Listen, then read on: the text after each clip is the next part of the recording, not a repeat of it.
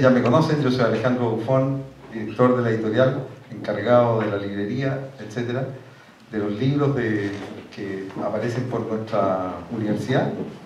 Y quiero darles la bienvenida, gracias por venir. Yo sé que están todos muy ocupados a fin de año, pero es un placer tenerlos acá.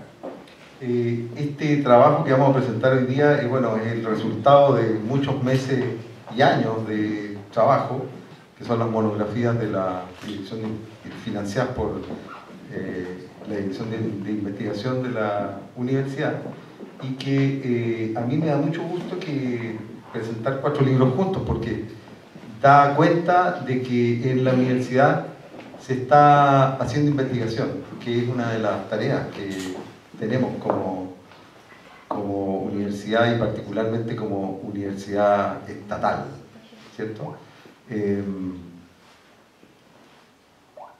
En estos últimos, ¿es la segunda versión o tercera versión? Es la cuarta. Hemos sacado varios libros ya bajo esta modalidad de monografía, así que bueno, es un orgullo estar en este minuto presentando estos libros. No quiero alargarme, simplemente quiero darles una primicia, y es que en la editorial, además de sacar los libros físicos, hemos estado haciendo un trabajo durante este año muy fuerte en la visibilización de nuestros libros, que es lo que más cuesta, ¿ya?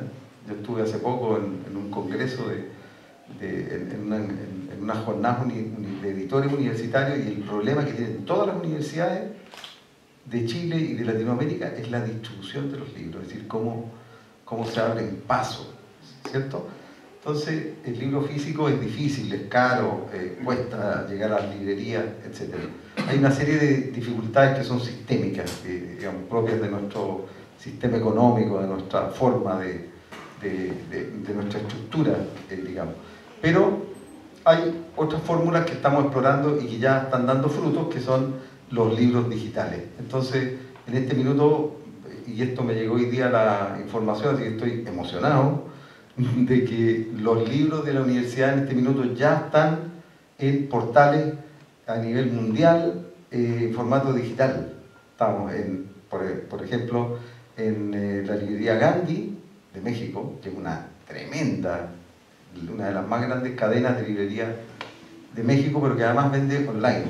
Por lo tanto, cualquier persona de cualquier parte del mundo va a poder comprar el libro en formato digital y a un precio, creo que eran 4.500 pesos, cualquiera de estos libros, que es súper accesible. Y el otro portal que se van a ir subiendo como de a poco es un portal que se llama AmaBook, que es español, también muy conocido, y también ya están los libros subidos de la universidad. Así que me enorgullece darles esa noticia, porque significa que, si bien no significa mucho en términos de plata, pero como nosotros como universidad estatal nos podemos dar ese lujo, que no es lo que más nos importa, ¿cierto?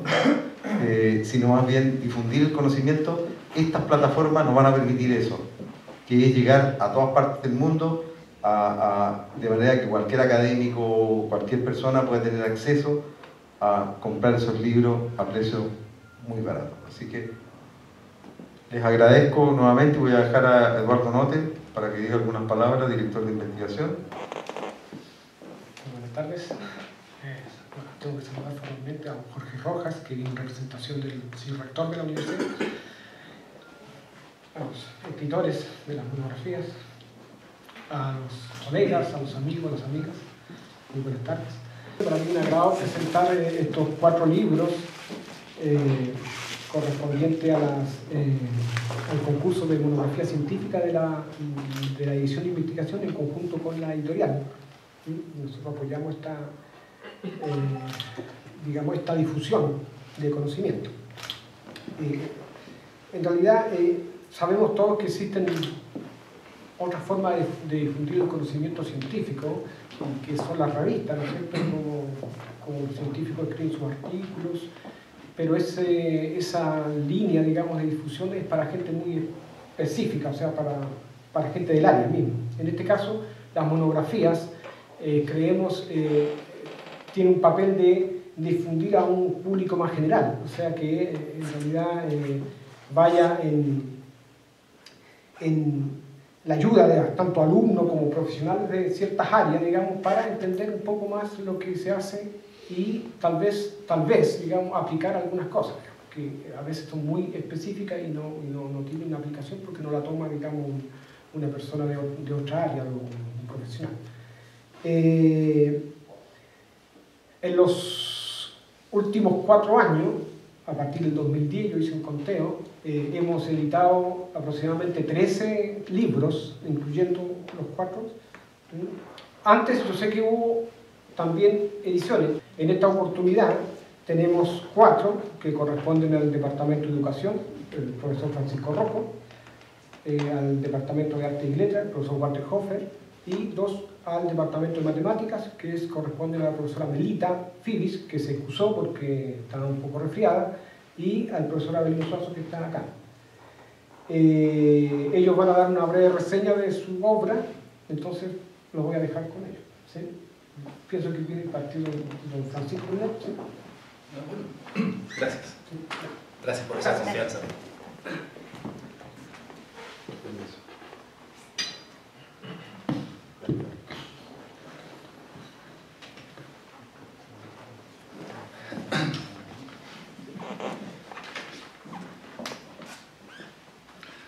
Bueno, creo que lo primero es agradecer la presencia de los amigos que nos acompañan en esta ceremonia de lanzamiento, en que esta modesta monografía que yo he preparado en esta ocasión nace a la vida pública. Agradecer también a la Dirección de Investigación por el recurso, por el concurso, por la confianza que tiene en los académicos para poder llevar más allá de las aulas universitarias el trabajo que se realiza en nuestra casa de estudio. He tenido yo la feliz posibilidad de participar ya con anterioridad en estos concursos de monografía y he podido descubrir que estos textos como que adquieren vida propia. El texto no es solo una forma de difundir el conocimiento, sino que también una forma de retroalimentación de lo que se está realizando para el propio autor. No les voy a contar algunos de esos éxitos, pero sí una carta curiosa que recibí antes de ayer de Guatemala, de un político guatemalteco, donde hace una referencia extensísima de la monografía anterior que yo había publicado. Y sobre todo él cuenta que vino un connacional a Chile, llevó el libro y por muchas manos ha pasado hasta que llegó a él. Entonces a mí me quedé pensando en esta suerte, digamos, de un público inesperado para quien realiza un trabajo que uno piensa es siempre bastante reducido.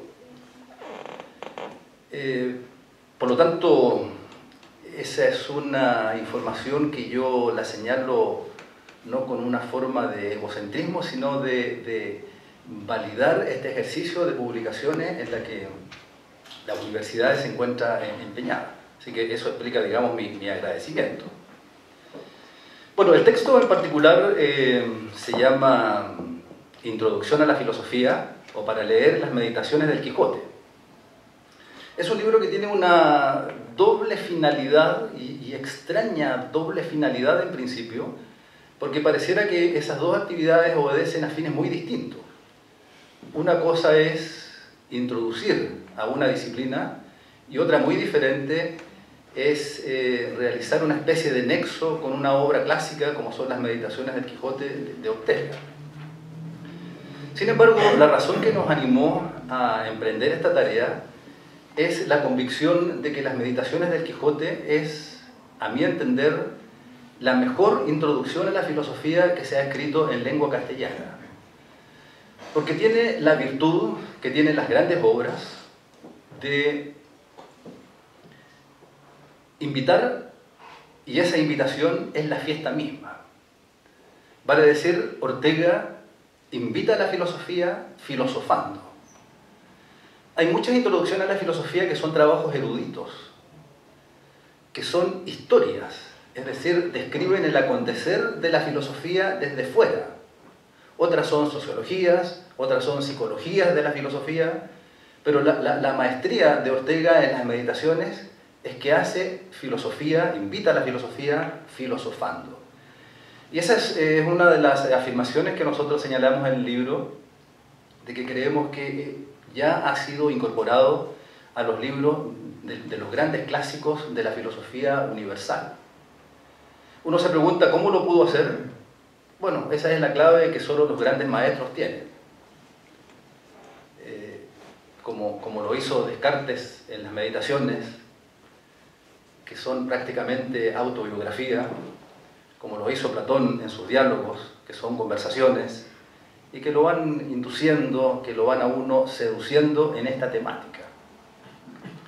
Bueno, como no quiero extenderme demasiado en esta intervención,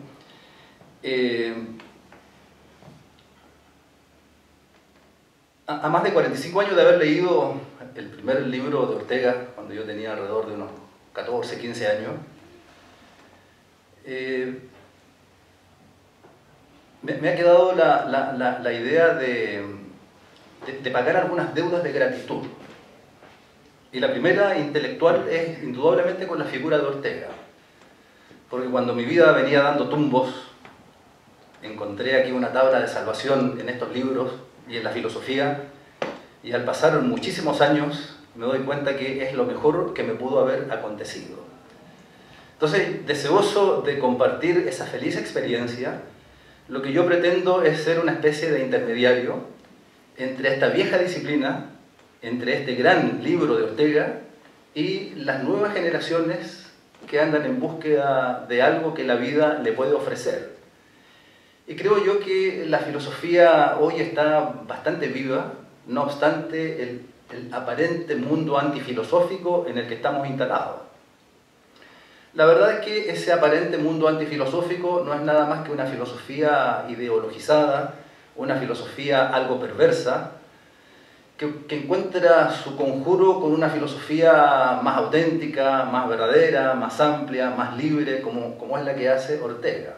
Entonces yo quiero ser ahí, al escribir esta obra, una especie, les repito, de intermediario entre el gran pensamiento filosófico, el de Ortega en particular, y las nuevas potenciales generaciones que podrían aproximarse a esta disciplina.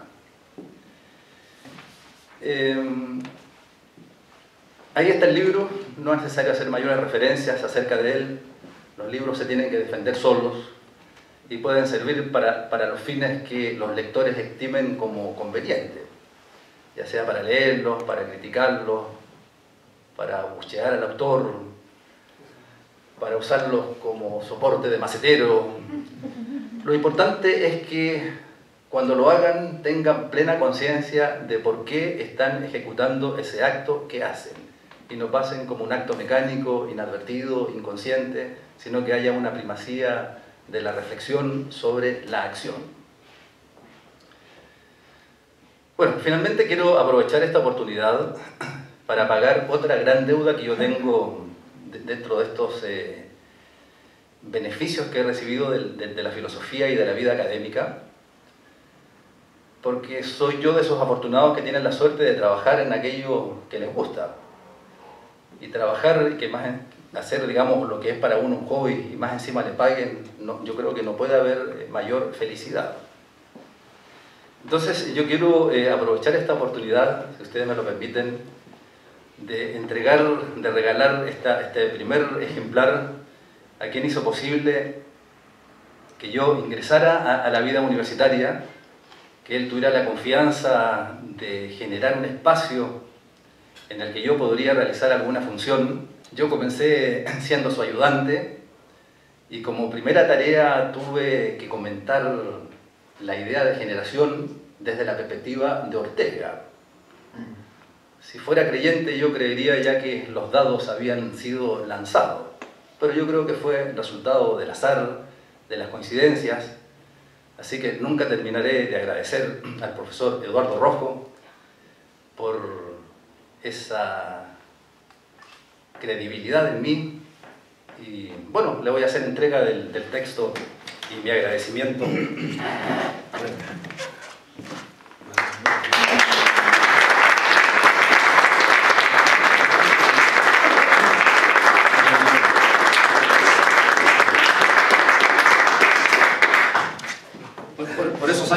profesor Eduardo Rojo era el coordinador de la carrera de Castellano y Filosofía.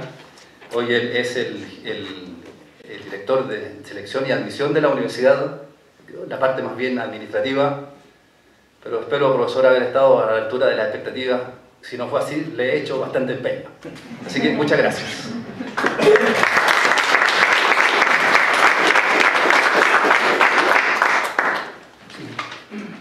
Bueno, buenas tardes. Quiero agradecer, ¿no es cierto?, tal como lo hizo el profesor Rojo, quiero agradecer la presencia de ustedes acá, ¿ya? Yo no voy a hablar de los temas que aquí aparecen. Esta es mi monografía, ¿ya? Porque esto está inserto dentro de las matemáticas puras, ¿ya? Las matemáticas puras. Entonces, para entender, ¿ya?, los temas que aquí aparecen, hay que saber un poco de espacios vectoriales, hay que saber un poco de teoría y grupo, hay que saber un poco de teoría anillo, ¿no es cierto? Eso está en la primera parte de la introducción. Hay que conocer esos temas para poder insertarse, ¿ya?, en lo que está desarrollado acá, ¿ya? Bueno, quiero agradecer a la dirección del departamento, ¿no es cierto? Quiero agradecer a la dirección de investigación por haberme dado la posibilidad de escribir este libro, esta monografía, ¿ya? Ahora, esto corresponde a trabajos que he realizado, ¿no es cierto?, de forma individual o en conjunto con otros colegas, ¿ya?, académicos, investigadores, ¿no es cierto?, chilenos, y también hay una persona que hice trabajo con un español, ¿ya? Y el punto de partida, ¿cuál fue? ¿Cómo empezó? ¿Ya? A fines de los 90, un colega del departamento que ya no trabaja acá, Iván Correa, encontró un trabajo y me dijo que lo leyera. Me acuerdo, lo leí y nos entusiasmamos, ¿no es cierto?, con ese trabajo de unos autores, Hertenhaber y Jung, era un alemán, me parece, y el otro un chino, y donde trabajaban, digamos, en el tema que nosotros trabajábamos también, y utilizaron unos argumentos que nos parecieron interesantes, ¿ya? Y resulta que vimos, ¿será posible generalizar esto? ¿Será posible? Y nos propusimos, ¿no es cierto?, hacer ese trabajo y, o sea, ver si se podía generalizar, y era posible, ¿ya? Y encontramos varios resultados, ¿no es cierto? Y afortunadamente el año 99 fue publicado en una revista, no sé, de las más conocidas en el mundo, digamos, el Journal de Álgebra, ¿ya? Fue publicado ese trabajo y es bien referenciado. Ahora, todas las personas que trabajan en estas líneas siempre aparece la bibliografía, ese trabajo. Ese es el segundo capítulo de este libro, de esta monografía, ¿ya? Posteriormente seguí trabajando con otras personas y lo bueno es que fue una cadena, ¿ya? Resultados, ¿no es cierto?, de ese trabajo se ocupaban en el trabajo siguiente, y de esa forma hice el trabajo con Luis Elgueta, digamos, que está acá presente. Ya tengo varios trabajos, ¿no es cierto?, que aparecen acá, ¿ya?, con la colega Luis Elgueta. Como les decía, hice el trabajo con un profesor español, pero que trabaja en Brasil en este momento, Juan Carlos Gutiérrez, y hice trabajo con, me parece que nada más, ya, con ellos, ya, porque tenemos un trabajo también con Luis Elgueta, con el español y quien habla, ya. Todos esos trabajos son como 5 o 6 trabajos los que están incluidos en esta monografía, ¿ya? Entonces, yo los escribí pensando en que pudieran ser comprendidos por alumnos, alumnos universitarios que en sus mallas curriculares contemplan asignaturas donde estudian las estructuras algebraicas, espacios vectoriales, grupos, anillos. Esa fue la intención. No sé si lo cumplí o no, pero fue la intención escribirlo, ¿no es cierto?, que pudiera ser entendido, ¿ya? Entonces resulta que no es una copia fiel de los papers, ¿ya? No, porque resulta que, ¿no es cierto?, eso es para que lo lean, ¿no es cierto?, los expertos, digamos, ¿ya?, o las personas que trabajan en la línea, sino que yo lo escribí, ¿no es cierto?, pensando que pudiera ser con mucho detalle, que pudieran ser entendidos, ¿no es cierto?, como les decía, por alumnos que conocen espacios vectoriales, que conocen un poco la estructura de álgebra, y esa fue la idea. Como les decía, no es posible, ¿ya?, explicar, digamos, de qué se trata esto, ¿ya?, porque es lo que los matemáticos hablamos, es matemática pura, ¿ya? Lo que sí, ¿no es cierto?, también está incluido dentro de esta monografía con la colega Luisa que está acá presente. Había una conjetura que planteó un matemático a comienzos de los años 1900, ¿ya? Albert, un matemático ruso, ¿ya? Y una conjetura, y resulta que una conjetura es un resultado, ¿no es cierto?, que no se sabe si es verdadero o falso. Eso es una conjetura. Él conjeturó algo, ¿no es cierto? Él afirmó eso, puede ser cierto. Pero resulta que en el año 72, otro matemático ruso, Duncan Sutres, ¿ya?, que supe después que no era matemático, era ajedrecista, ¿ya?, resulta que él encontró un contraejemplo. Esto es falso, dijo. ¿Ya? Entonces, esa conjetura después se modificó levemente y esa conjetura quedó abierta. Pero quedó abierta significa no resuelta. Pero resulta que nosotros con Luisa probamos que ese contraejemplo que encontró este ruso era único. Era un único contraejemplo que cumplía ciertas condiciones. Era único.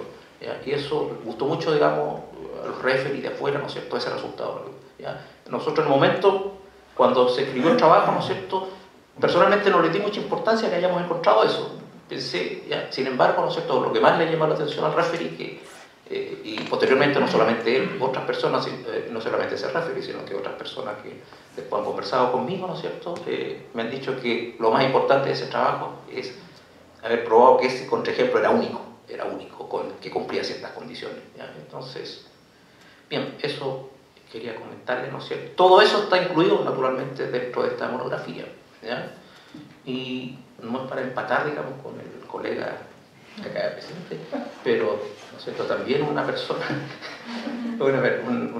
de Egipto, ¿no es cierto?, me escribió que hace 3 días atrás, ¿no es cierto?, por correo electrónico, pidiéndome uno de los trabajos que están incluidos acá, ¿ya? Y claro, eso lo envié. Sí, no sé por qué está interesada en eso, ¿ya? Una persona que no conozco, ¿ya? Eso. Gracias.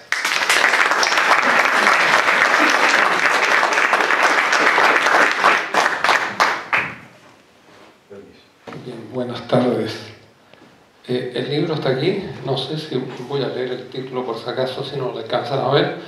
Tierras de duro reino, lectura de la poesía de la región de Coquimbo, 1990-2014. Es una lectura, no es una antología, no es una muestra de poesía, sino que es una lectura que yo he hecho del escenario poético, de lo que se llama campo cultural poético, y también de una lista más o menos extensa de autores, ¿no?, a los cuales se cita, a los cuales se trata, más o menos unos 40. Ante todo, quiero agradecer por permitirme estar aquí, haber participado ya por segunda vez en este evento, en este concurso interno, que tiene lo bueno que nos permite ordenar, nos pone ciertos plazos y eso nos permite ordenarnos y asegurar, por otro lado, la publicación. Y también, digamos, agradecer a la universidad que se hace cargo de alguna manera como autor y en cierto modo se hace responsable. Y esto lo digo por tal vez cierto riesgo, ¿no es cierto? Agradezco por otra parte a quienes bajaron el pulgar porque pudieron haberme salvado de esto, y agradezco a quienes alzaron el pulgar porque me permiten estar aquí. Me tocó casi como plato de fondo, pero yo había escrito: no voy a arrogarme la condición de plato de fondo, ni tampoco de postre o bajativo, que es grato a los niños o a los viejos. Me sentiría más cómodo diciendo que me corresponde sacar la mesa y lavar los platos. Es hoy lo políticamente correcto. Pero estas comparaciones pueden conducir a encrucijadas semánticas desagradables o comprometedoras. La monografía es un tipo de texto adaptable, primero porque se la considera de cierta extensión mayor, aunque centrada en un tema, ¿no es cierto? Eso permite una cierta libertad. También se le suele otorgar condición científica, de hecho Eduardo lo ha remarcado, ¿no es cierto? Uno tiene que trabajar ciertas líneas gruesas de un tema, trabajar en cierto modo en torno a una hipótesis, en torno a un cierto marco teórico y cumplir con algunos requisitos básicos de la ciencia. Me llamó la atención, sí, que estábamos aquí solamente representantes de lo que podríamos llamar ciencias simbólicas, ¿no es cierto?, de las matemáticas y de las ciencias humanas. Curiosamente me ha llamado la atención que no ha habido últimamente, ¿no es cierto?, representación de las llamadas ciencias duras. Y eso no deja de ser interesante. Parece ser que la monografía se adapta más bien a la entrega de resultados de esta disciplina, la nuestra, ¿no es cierto?, las ciencias simbólicas o las ciencias humanas. También llama la atención, claro, que aquí hay dos trabajos bastante generales, diríamos universales. La prueba está en que Francisco ya ha sido invitado, digamos, a ir al lugar de origen del filósofo, ¿no es cierto? Ha tenido ese privilegio de ir a ese lugar casi de nacimiento de su texto. En cambio, curiosamente, en el caso mío, en el caso de Melita, que se excusó, nos dedicamos a lo local, a lo muy local, lo que por cierto implica un cierto riesgo. En el caso de ella aparece el tema del clima, espero que no la haya afectado, ¿no es cierto? A ver, me dicen que está resfriada, ¿no? En mi caso el riesgo es de otro tipo, es hacerse cargo no de objetos, a pesar de que las personas o los textos son tratados, ¿no es cierto?, como objetos. Detrás de esos objetos hay sujetos, y sujetos locales, ¿no es cierto?, poetas. Se dice o se estima que es un gremio susceptible, por lo tanto yo tengo algún temor, ¿no es cierto?, cuando se lea el texto, ¿qué me va a pasar? Es decir, porque he tenido que tener el cuidado de darle una cierta medida justa a cada uno.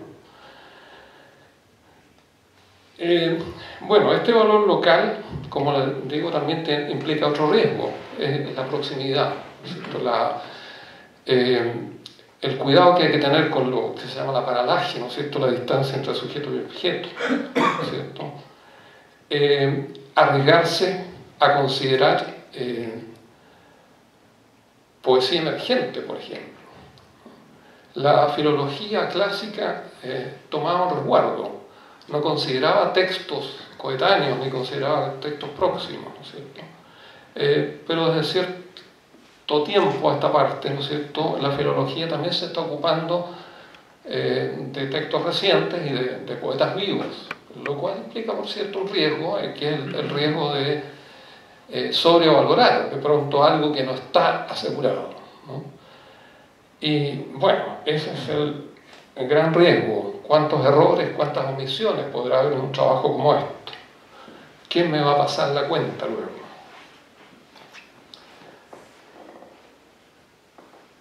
Tal vez un cierto resguardo se revela en el hecho de que mi texto, mi libro, tiene una sola introducción, pero tiene 3 finales.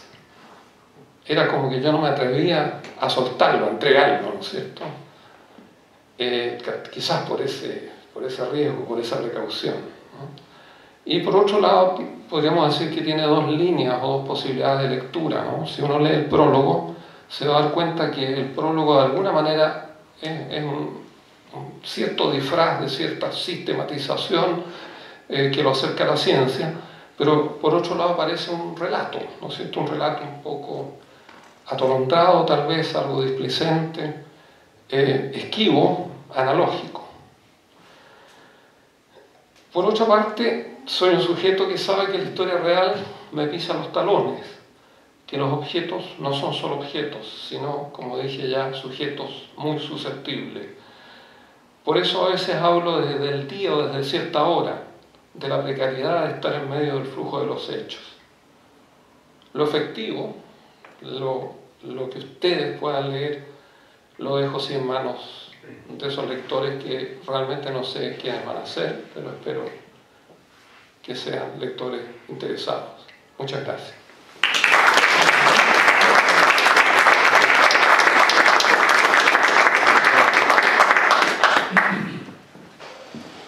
Bien.